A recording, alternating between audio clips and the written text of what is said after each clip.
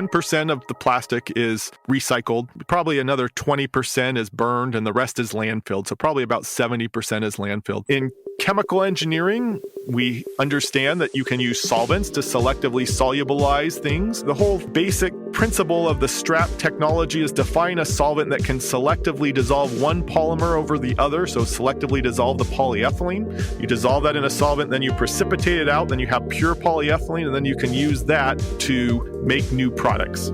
Then you have a fairly pure, uncolored white plastic that you can use for different applications, very similar applications we think that you could use for the virgin plastic as well. The secret of the technology is making sure you recover as much as that solvent as possible. So you want to be able to recover 99.99% of that solvent and make sure none of it gets out into the environment. So if you can process 3,000 tons of plastics a year, we think you can be cost competitive with making virgin plastics as you go larger, 10,000, 15,000 tons a year. Everybody is excited about plastic recycling. At some point, people need to commit the resources to actually do that and actually build some of these plants.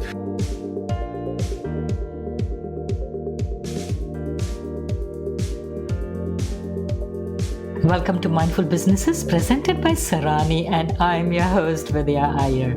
In our podcast, we bring to you brands that are mindful in their practices and processes. A mindful business adopts and employs sustainable social, economic, and environmental practices. We chatted with George Huber, the Executive Director of Chemical, Upcycling, and Waste Plastics, about his research and work on recycling plastics. He has been working in this area for about 16 plus years to find a solution to recycle plastic in a way that is scalable, economically viable, and retains the properties of virgin plastic. Listen to his goals and aspirations. Dr. George Huber, Executive Director of the Center for Chemical Upcycling of Waste Plastics, Disruptive Technologies for the Plastic Industry. Dr. Huber is also the Richard Antoine Chair in the Chemical and Biological Engineering Department at the University of Wisconsin Madison. He joins us from Madison, Wisconsin. Welcome, George. It's a pleasure to have you on the show. Thank you, Vidya. It's a pleasure to be here. I found out that mine and several other municipalities and their recycling facilities do not pick up or process plastics other than plastic bottles or milk jugs. I was under the wrong impression that it was okay to put with our mixed stream recycling heavier plastic bags, the clamshells, and almost everything except for the grocery bags. Then we have the multi-layer plastics, which are so complex to recycle.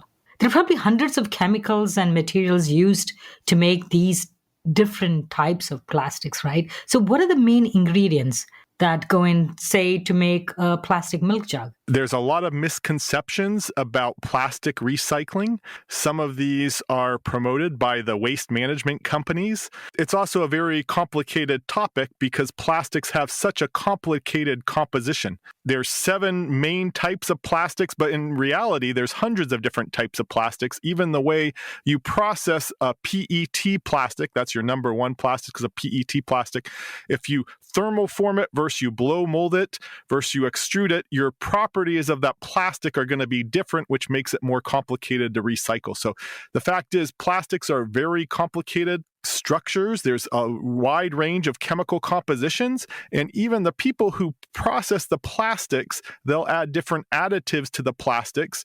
Like there's the thermoformed PET plastics where they'll add carbon black that makes it black, and that makes it more complicated to recycle.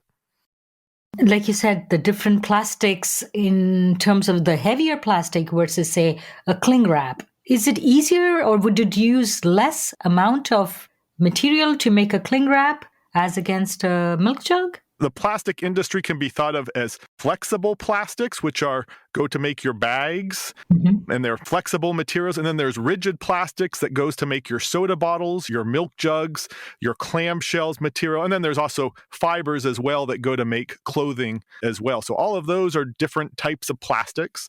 In the United States and in most places of the world, the only types of plastics we really recycle are rigid number 1 and some number 2 plastics. Mm-hmm. In the US, the recycling rate for number 1 plastics is the highest of any plastics. That's 20%. The second highest plastic, and that's really rigid HDPE plastics, preferably in the bottle form. The thermal forms are harder to recycle. All of those are rigid number 1 plastics. The number 2 plastics, which is milk jugs, number HDPE, that has about 10% in the US. Overall, it's about 10% of plastics that are recycled. Your films, the recycling facilities in the US, they're called material recovery facilities, or MRFs, can't handle flexible packages. They clog up the machinery, so they'll pull those off and throw those away. Those will go to landfill. Actually, in my town, our recycling agency claims they can handle films, and they claim they can handle plastic bags. And so we called them up a few weeks ago and we said, I don't think you can do this. I was touring their MRF and they told us they couldn't do this.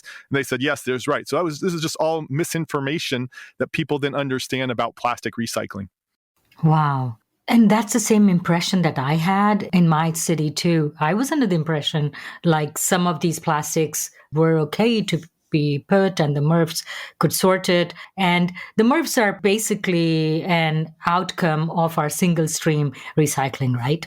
Well, the MRFs are the first step in the plastic recycling value chain. In the US and most developing countries, we have MRFs. In developing countries, we have waste pickers who kind of go through and sort the plastic, and there's a whole bunch of people that do that. And then the MRFs, they'll separate out the cardboard, they'll bundle that up, sell that. They'll separate out the glass, they'll bundle that up, they'll sell that. They'll separate out the colored number 1 plastics, the uncolored number 1 plastics, bell that. They'll separate out the number 2 plastics. Mm-hmm. They could do the number 3 through 7 rigid plastics if there was a market for them. Right now, there's no downstream market. Then they'll sell them to a secondary processor who will take them, chop them up, clean them up, turn them into pellets or fiber or other different materials as well. So it's a very kind of complicated value chain. The MRFs, sometimes they're owned by waste management companies who also own the landfill as well. And there's economic incentives to do the landfill. Sometimes they're owned by the municipality as well. Mm-hmm. They're just the first step in the recycling value chain, and they're just sorters of plastics. So let's get down to a molecular level. What are monomers? And polymers, I think we have heard about it a little bit, like at least you've heard of polymer chemistry. I had never heard of monomers. What are monomers? Monomers are the building block of the polymers. Usually people don't like when I talk too much about organic chemistry, but a polymer means many types of monomers. So the monomers are the building blocks of the polymer. So polyethylene, that's your most common plastics. That's your number 4 and number 2 plastics. HDPE is a type of polyethylene. LDP is another type of polyethylene. The building block there is ethylene. Do these monomers determine how the polymers, how they turn out, or do they vary? There's a handful of 4 to 6 different monomers that make different types of plastics that are the building blocks of plastics. So there's ethylene, propylene, those are your 2 major olefins that are made. There's benzene that's used to make polystyrene. You combine the ethylene, the benzene together. Then there's paraxylene that's converted to terephthalic acid. You take your terephthalic acid, monoethylene glycol, that makes PET. And so the key core monomers there are the paraxylene and then the ethylene that then get converted to other monomers that then get reacted to make your number 1 or your PET plastic.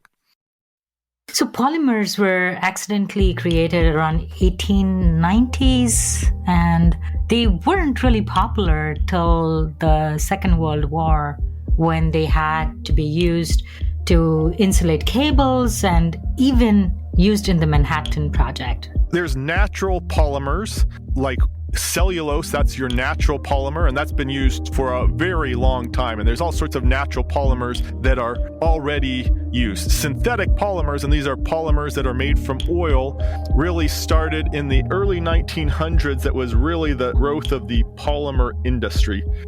That was really the growth of the polymer industry. Bakelite was one of the first polymers. LDPE was another big polymer. Before that, you used to have these people called horners, okay, and they would take bones and they would like craft the bones and the other parts of the animals and make combs. Okay, and it used to be very expensive to purchase a comb because you had to make it from a bone. The other is the billiard balls that are used in pool. Those were made from elephant tusks. Okay, so before you had synthetic polymers, you were using different parts of the animals to make these, and these were very expensive items to make. Once synthetic polymers came down, the price of combs came to be 25 to 50 cents, and you didn't need to take a bone and have this whole profession of horners kind of went out of business.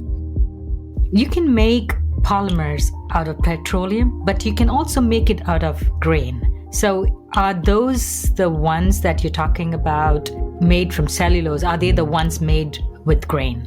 You can. Cellulose is more a structure that's found in wood, agricultural residues. Grain is another type of polysaccharide as well that not quite as crystalline, but it's also a polymer as well. There's many different monomers. You can make different materials through it. It's hard to process it. It's hard to get the properties that you want.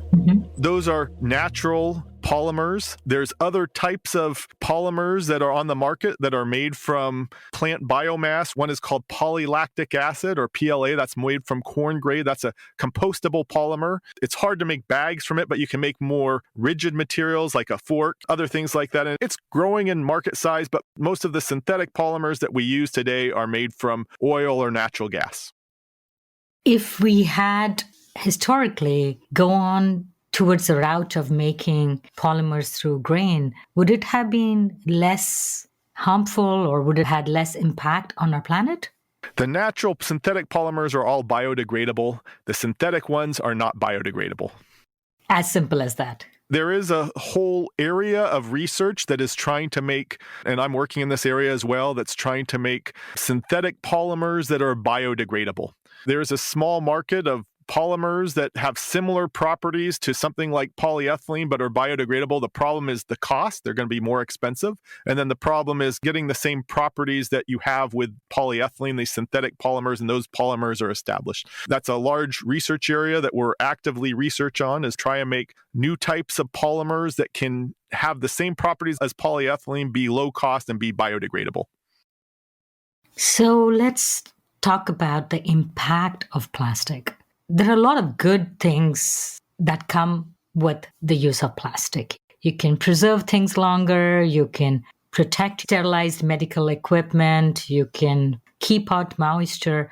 But along with that, it comes with several negative impacts. Let's start with just the manufacturing. What and how does the manufacturing impact our environment? The main impact is greenhouse gas emissions during the manufacturing of plastics.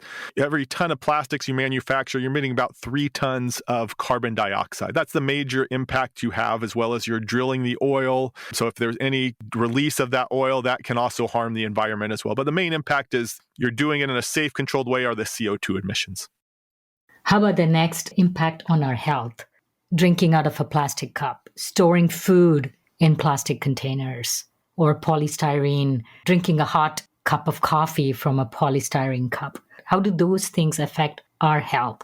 Yeah, most plastics don't have any impact on human health and are very safe, be used for food applications. Before any polymer is used in the U.S., for food applications, it has to be approved by the FDA. There is concerns with different fluorinated polymers that they can cause some health effects. And, there's some discussion about getting those banned. That's kind of some of the papers that have these wax on it. That's a little bit like the Teflon. And some of those can have some negative health impacts if they leach out from the plastics. If whatever additive you add to the plastic leaches out and gets into your food, that could cause concern. And it could leach out even when it's in a stable state, not heated. That's right. The leaching could happen over slow time. So, the people who work with food processing plastics, I'm not one of them, but they have to be very aware of this and they have to be very concerned about it. Make sure that's not going to happen. The FDA has to give them that approval in the U.S. And the partners on our planet are the animal life, the wildlife who live on this planet with us. How does it affect them? The bad thing about plastics is they can easily leak into the environment. Even in the U.S., which has a very modern waste management system, it's been estimated that 1 to 2 million tons of plastic leak into the environment. And every part of plastic that leaks into the environment will end up in the ocean. And so most ocean wildlife end up ingesting these plastic and have large amounts of plastic inside them. We don't know what that's going to do to the ecology in the ocean. There's been studies that actually have seen that there's gas phase microparticles in the air of plastic that people are breathing, and it will accumulate and stay in the environment for thousands of years. There's degradation mechanisms. It'll fall apart, kind of go small. And even in your clothing, when you wash your clothing, and I guess in some of the fibers, it can fall apart and form microplastic that can get into the environment. Mm-hmm. In less developed countries where you don't have modern waste management facilities, then you're going to have even larger volumes of waste plastic that's going to end up in the ocean. So you've been a global traveler, presenting your research, talking to different governments, and collaborating maybe with other researchers too. So talk about your experience and what you saw when you traveled to, say, Germany or, say, Mexico or India. My first experience traveling internationally was when I was 19 years old. I did a mission for my church, and I lived in Guatemala.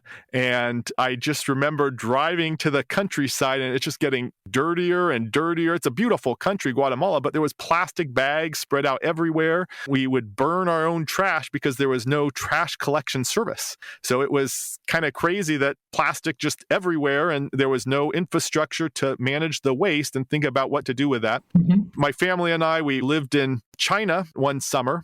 And I remember when we lived in China, they told us, oh, you don't need to recycle anything. You can just put it all in one thing because there's people who come through and will pick up anything that's recyclable from your trash. Those are the waste pickers. And I think that's what a lot of developing countries in Latin America, I know in Brazil, Mexico, a lot of parts of the world, they have these waste pickers who go through the trash. They'll collect whatever they can, and they'll bale them up, and then they'll recycle them. And that's a lot different than the developed countries where you have MRFs. Probably the most modern country I've been to in terms of plastic recycling is Japan. There you have about 7 or 8 different bins, all the different types of plastics. It's very complicated to separate your plastics and separate your recyclables in Japan. It was the most modern system I've ever seen. Mm-hmm. Europe also has a very modern system. In the US, we recycle about 10% of our plastics. In Europe, it's 30%.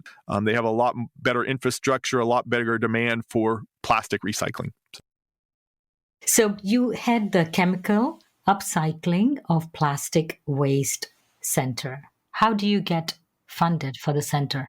This is a center that's primarily funded through the U.S. Department of Energy. So it's a competitive center. It involves 2 other universities in the U.S., 1 in Canada, several in Mexico. They wanted this to be a North American center. So, the challenges for plastic recycling in Mexico and in the U.S. are a little bit different because of the way they manage the waste. We have about 16 different companies in all parts of the value chain that are involved with the center, providing us very important recycling advice and making sure we're doing the research that we need to. We have several graduate students who support, who are actually doing the work are the graduate students and postdoc scholars that we have in our center. So could we say the premise of your research is that matter really cannot be created or destroyed? It can be just converted. So some of the center's focus is solvent-targeted recovery and precipitation, strap processing, technique that can be used for, say, different types of plastics. Yeah, that's right. One of the core technologies of our center is a technology, the acronym is STRAP, solvent-targeted recovery and precipitation. So the challenge with a lot of plastics is that they're mixtures of different types that can't be recycled together. So you can imagine polyethylene, polypropylene, PET, maybe EVOH. Mm-hmm. In chemical engineering, we understand that you can use solvents to selectively solubilize things. The whole basic principle of the STRAP technology is to find a solvent that can selectively dissolve one polymer over the other, so selectively dissolve the polyethylene. You dissolve that in a solvent, then you precipitate it out, then you have pure polyethylene, and then you can use that to make new products. So when you get polyethylene through this process, is it as pure as the virgin one you would get? Yes, it's chemically identical to the virgin polymer. It has very similar properties to the virgin polyethylene. The companies we're working with, they're very excited about this technology. They say, yeah, just give us ton quantities of this and then we'll test it in our products. How expensive is it? Is it cost effective than like going out and just buying new plastic? Yeah, it depends on the scale you operate the technology at. With all chemical processes, the larger the scale, the more economical it becomes. So if you can process 3,000 tons of plastics a year, we think you can be cost competitive with making virgin plastics. As you go larger, 10,000, 15,000 tons a year, you can make it cheaper than the virgin plastics. We do the basic experiments in the lab. So we have a team of graduate students doing the experiments in the lab and sticking in plastics and different solvents. Then we have a team of people doing what's called a process model, and they estimate how much this would cost in a larger process, and then they do an economic analysis and also an environmental impact, because the environmental impact becomes super important, and look at the economics. It's very economical, so we're super excited about it. You talked about the environmental impact. So this process where you're putting this chemical which breaks down the plastic, does it have any off gases? Does it have any vaporization, liquid discharge, anything that would and could need to be treated? When you're dealing with, it doesn't break down the chemicals, it dissolves it. Okay, so it kind of just dissolves one plastic over the other. There's no chemical reaction that's really happening besides the dissolving it, and then you reprecipitate it out. The secret of the technology is making sure you recover as much of that solvent as possible. So you want to be able to recover 99.99% of that solvent and make sure none of it gets out into the environment. If some of it does, you have to dispose of it and you'll have to, remove it. And it's super important that we track all of that. At least in our models, we assume that we can do that. We're trying to build a larger machine and demonstrate the technology at a larger scale and demonstrate that approach.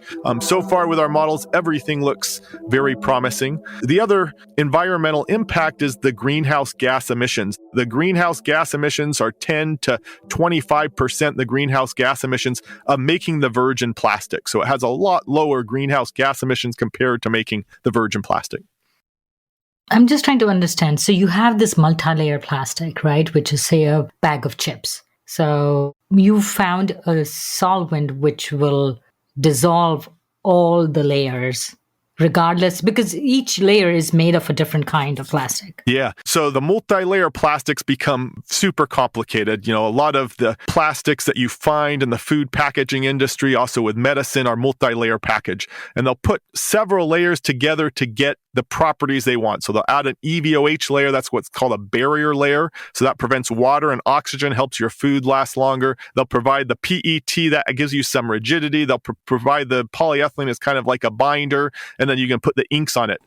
So each layer has a unique property. We work with some companies, they have 500 different layers in some of these materials. So super, super complex.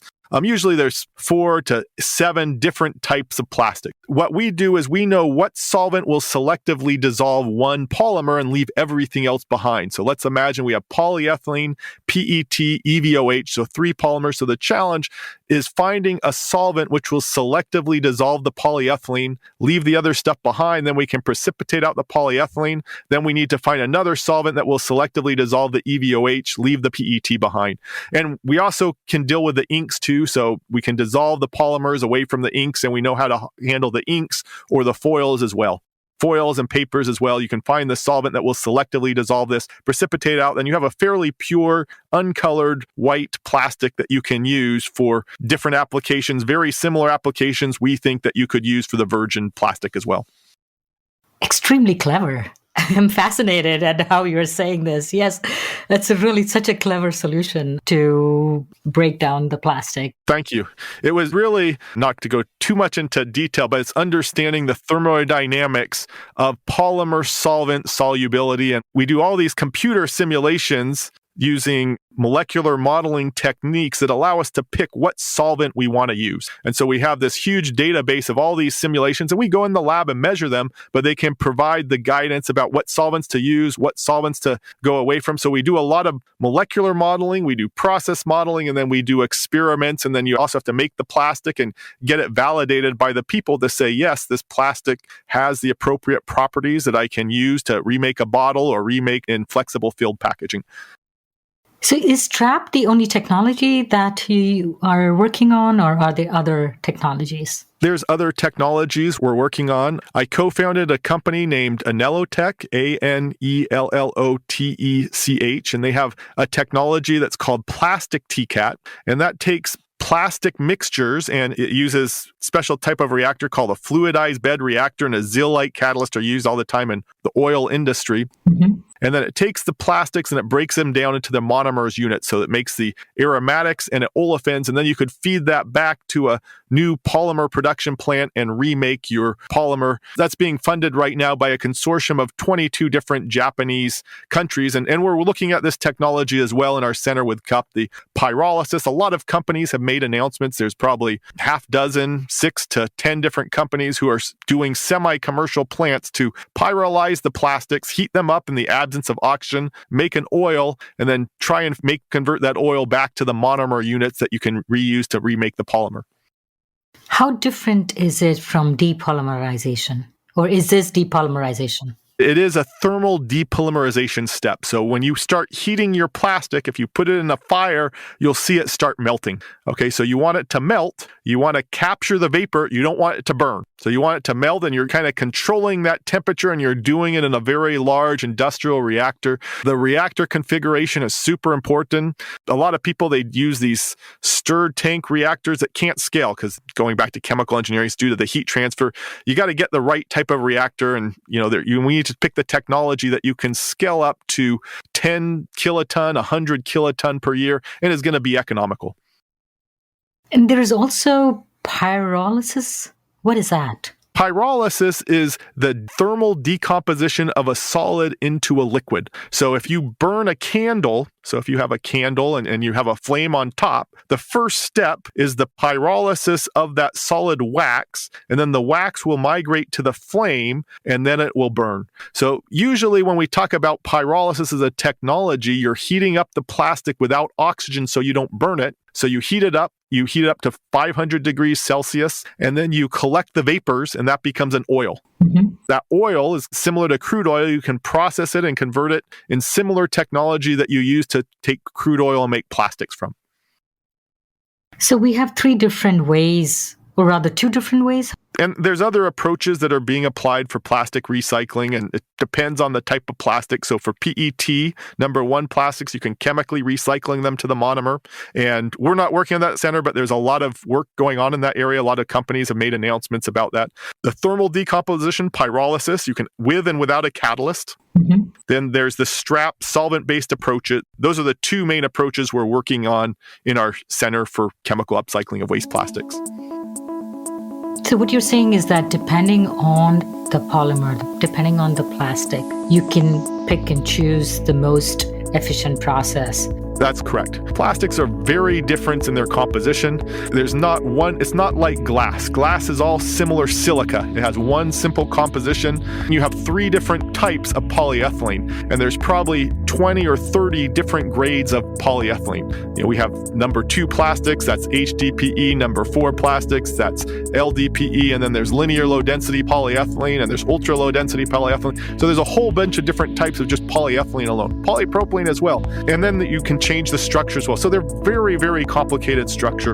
And that allows people to get lots of different versatility from the plastics. You can use them to make a soft material, a cup, flexible films. You can use it to make cushions.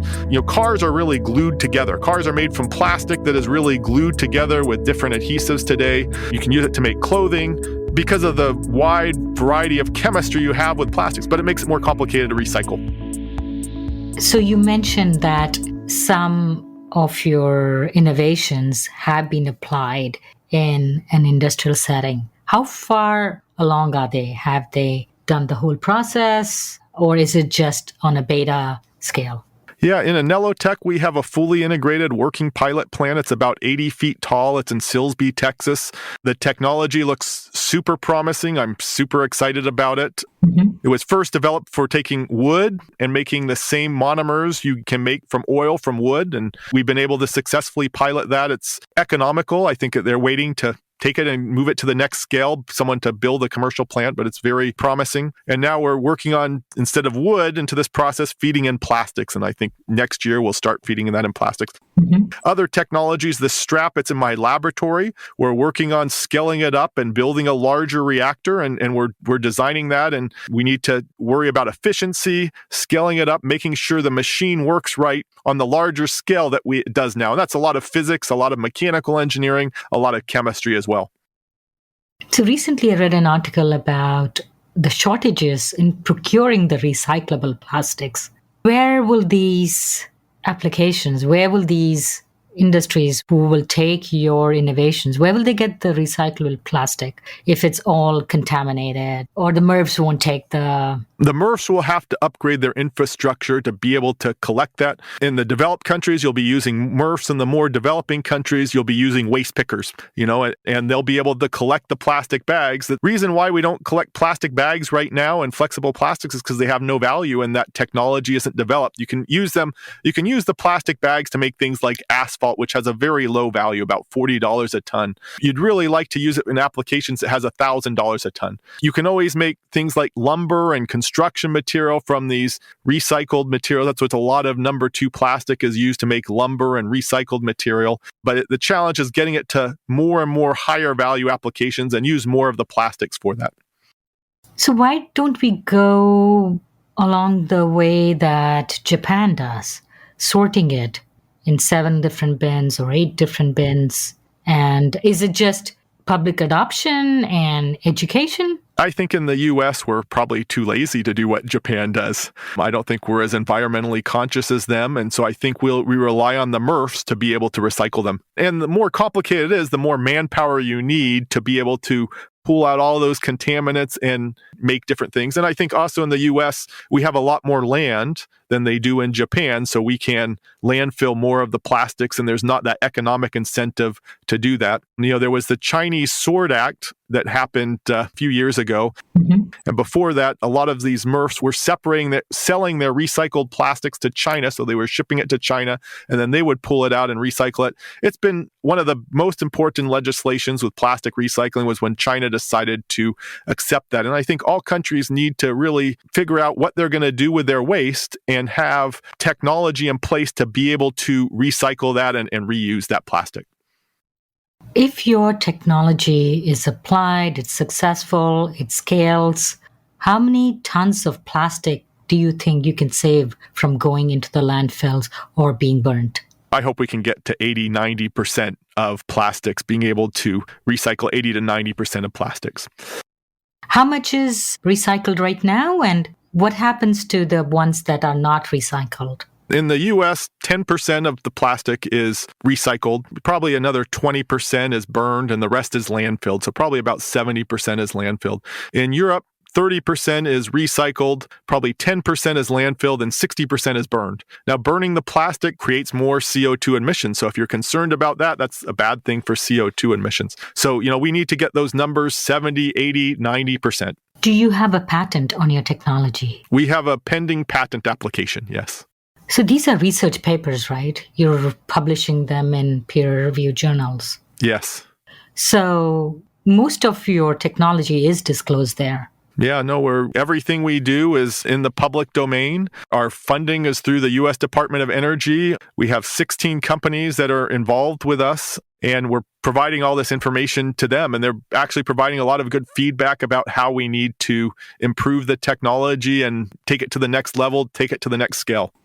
Everybody is excited about plastic recycling. At some point, people need to commit the resources to actually do that and actually build some of these plants. And these are expensive technologies, hundreds of millions of dollars to actually do them efficiently, and you have to develop the infrastructure. So there's huge challenges as well. I understand that you would like to patent it, but would you allow people to use your patent for free? Like, say, I think Tesla did that. Well, I work for the university. Once I patent something, I don't own it. They own it. I'd be glad to work with other people who are interested in this technology, and we have lots of other collaborators as well. I think you do need intellectual property if you do want people to invest in the technologies, and they have to be assured as well that their investment is going to be protected as well. But we're publishing in the public domain. We go to conferences, we present our work, and we have lots of collaborators in Mexico and in other parts of the world that we're working with. The reason I asked is the problem is so big, and fewer constraints we place, fewer barriers we have to making this solution as widespread as possible and get as many creative people together to solve this. That is the best for us and for the planet. I 100% agree. It's been, with CUWP, we have a lot of competing companies that are competitors in the marketplace and do that, and we're trying to bring them together to talk about challenges. So we have no IP agreements that they have to sign. So it makes it all easier for them. I thought if I have to make IP agreements for each company, there's no way any company you can't get 3 companies to agree on any one single IP agreement. So everything we're doing with our board is just providing them with public information and trying to get them the most technically accurate information. I think it's easy to have technically incorrect information in plastic recycling, and that would lead to a lot of wrong decisions in this field. When you talked about CUWP, it's the Chemical Upcycling and Plastic Waste Center that you lead, right? That's right. Yeah. Is that center involved in policymaking? Because so much of this, since you said you need hundreds of millions of dollars, you do need governmental support, like you see in Europe, right? The government is so involved in environmental policy. We evaluate policy, we look at that, and we have whole supply chain models that say under this scenario, you're going to get this outcome. Under this scenario, you're going to get this outcome. And we do make some recommendations about policy. It becomes super important right now. There's a lot of talk about extended packaging responsibility and making the people who produce the package responsible on the back end to figure out what happens once it's produced. Mm-hmm. So we do evaluate that, we do look at that, but the core focus of CUWP really is about the technology part. With any developing technology, you need to understand there's a technology aspect, there's an economic aspect, how much is it going to cost, and then there's a political aspect. And all three you have to evaluate and you have to understand for them to actually happen. Mm-hmm. We do have policymakers that are on our board. We have our local waste management company, and our local waste management municipality is involved with us, and they do provide us with recommendations and guidance. And it's interesting to see, plastic recycling from their viewpoint and what they're dealing with. There are various ways to tackle the problem, right? One is just reduce the use of virgin plastics with some of the solutions that you offer. Then find alternatives like the biomass plastics, or completely steer away from single-use plastics. Yeah, I think, you want to reduce, reuse, and recycle as much as you can. But the practical solution is our society is not reducing plastics. Plastics are increasing because they're such a low-cost, versatile material. They have so many applications. With food packaging, there's a lot of energy that goes to make food. We have a huge problem in the U.S. with food spoilage, food spoiling, and the issue is the storage of it. We don't store it well, so if you can put it in smaller quantities, store it better, your food will last longer. So from the food aspect angle and the greenhouse gas emissions emitted with food, plastics could actually benefit that. But we have to figure out how to recycle those plastic packaging material and the materials that are used there. Another aspect of what we're talking about is reduction in the use of petroleum in our cars and other applications. So do you think with this reduction, I'm not talking like today, tomorrow, but in the future, more plastics will be created because they have all this petroleum investments in refining and refineries? Do you think they will make more plastic, or it will just decrease the plastic that we make? The reality is we're just making, in the next 10 to 20 years, I think our plastic production is going to continue to increase worldwide. I think, we're doing more and more plastic packaging. People are going more and more to convenience stores to buy kind of smaller items of food and stuff like that. And that's smaller packaging where you're using more packaging in your food application. And we're finding applications for plastics that are replacing more glass and aluminum and things like that. So I think we have to figure out a better way to recycle the plastics that we're using. And I think we also need to work more closely with people who are making these plastic packaging to make sure they're adding additives to the plastics that aren't going to stop us from being able to recycle it. Mm-hmm. So one of the things they'll add to a lot of these films is PVC. If you have a small amount of PVC in your PET or your number one plastics, that screws up all of your plastic recycling. And why are they adding that? That's not a good thing to add. Some people who make plastic bags, they'll add these metal oxides that will help it degrade better. So if you're in Mexico, they have a big problem in Mexico City of the plastic bags clogging up the sewage pipes. So they ask the people who make these plastic bags to put something in there that's called a oxo-degradation unit, and that oxo-degrades the plastic. Then that creates huge amounts of microplastics that get into the ocean. So it's really a bad thing. So there's additives and there's things you should not be doing with plastics, and you got to understand to make a plastic that you can then recycle it. Now, these are all separate companies. So there's the plastic producer, there's the brand owner, there's the retail store, there's the consumer, there's the waste management company. There's no fully integrated system. And then there's the people who make the raw plastics. Mm-hmm. But who has the responsibility to do that? There's not one person who you can point to and do that. So you need to deal with legislation to figure out how to deal with that. Several of our listeners are entrepreneurs, and a lot more of them are consumers. With our conversation, we put them in sort of a dilemma. What should the conscious person do? Like, you just found out your MRF in your town doesn't take the plastic. What will we do in the meantime till your solution becomes full scale?